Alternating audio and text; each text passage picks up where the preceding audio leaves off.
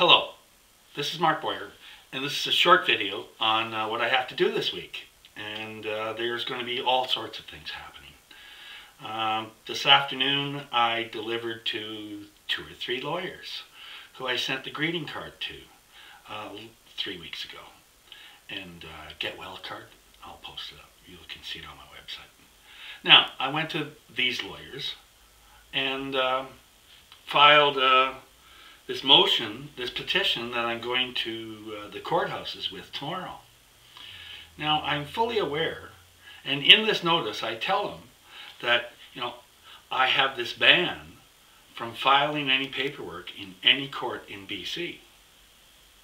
It's totally unconstitutional, but that's just the way it is. Actually, I can do it with a lawyer, okay? So, option number 1 was exercised today. Come to 2 or 3 lawyers, which is this Mason thing, on the testimony of 2 or 3 witnesses, they all bear a merciless death.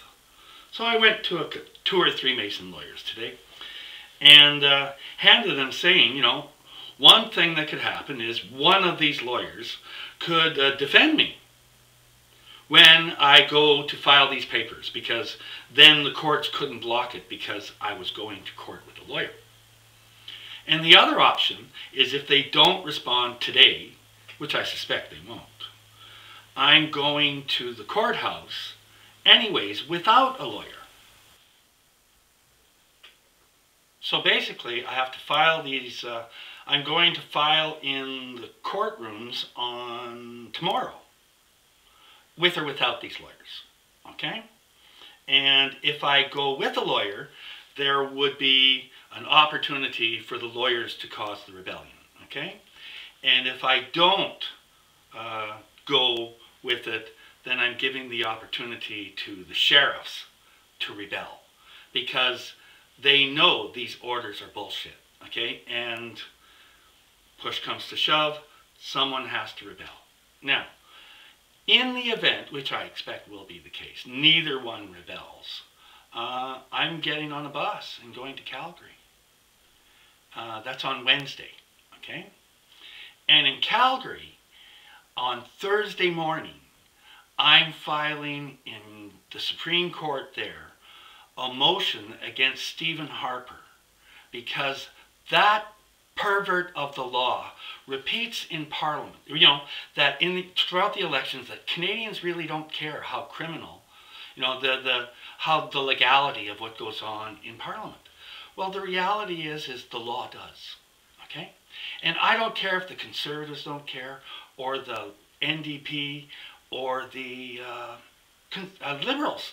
They don't care either, because they're all operating a criminal government.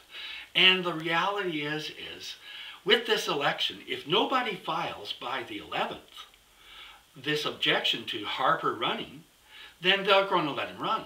The reality is Stephen Harper was charged with contempt of Parliament. Contempt of Parliament means he can't run. The leader of the party cannot run for office again. He's barred.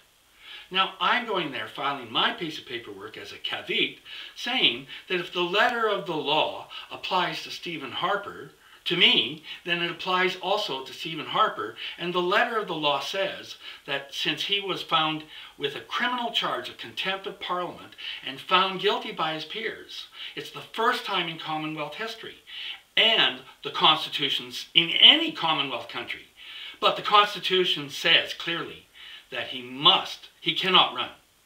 Okay, that's it. That's the charge. And the reality is there's no one in Parliament who is not running a criminal enterprise called Parliament. And if it takes the Marijuana Party of Canada to file these papers, well, that's what I'm doing. Okay, they've denied me my candidacy under the Marijuana Party. I am the party whip for the Marijuana Party, and I duly authorize myself to file papers against Harper. Now that's going to cause a stir in the courtroom, guaranteed. And they may look up and find out that I'm wanted for 10 days to go to, 8 to 11 days in jail. And regardless, I'm going to turn myself in, because the one who holds, this is a 2 Thessalonians 2 thing, the one who holds back will continue to hold back until taken out of the way. And that's all there is to it. Okay? Really, that's all there is to it. I'm pushing the buttons. That's what I've been telling them, and that's what I'm doing. Okay? So basically, in the event that they don't arrest me, and in the event that they don't take the papers, in Calgary, I'm just going to stay on the bus, get back on the bus, and go to Ottawa and file the papers there. And that covers this week, and we'll take it up from there. Bottom line is I'm filing papers regardless, okay? And if they want to continue to break the law, they can. And as I said, in in this letter I sent to, you should read the letter that I'm sending to the petition I'm filing tomorrow, okay? It's well worth the read. And as I say there, what the fuck are you guys up to? The bottom line is, we're facing our end times. There are biblical events and God created events that are happening around us that make it no clue that, the gig is up. We are entering the galactic ecliptic, and every prophecy of a slaughterhouse of every rotten prophet will come true somewhere on earth if someone doesn't repent. That's all there is to it. And this is for oath holders, okay? And those who ought to. That's the Solomon curse in Ecclesiastes. And on that, may we live in interesting times, because until the last day, they can repent and they can start a rebellion.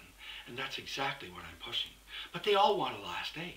So if it's the last day to get it slaughtered, or if it's the last day before they start a rebellion, is their choice.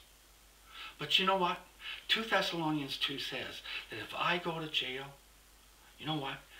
Jesus Christ might return after these guys blow off some part of the planet with another heart signal, which is what they're trying to do. And if that's what it takes to get Jesus Christ to destroy them all, well, let that happen.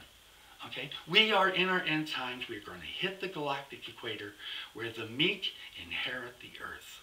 Well, you know what? Everyone in the world's behaving like lambs to the slaughter right to the end. And I don't have the slightest problem with that. Basically, you will witness the greatest event in the world. And I hope it's a grand awakening and resurrection because they repented. But it might not. But regardless, may you live in interesting times.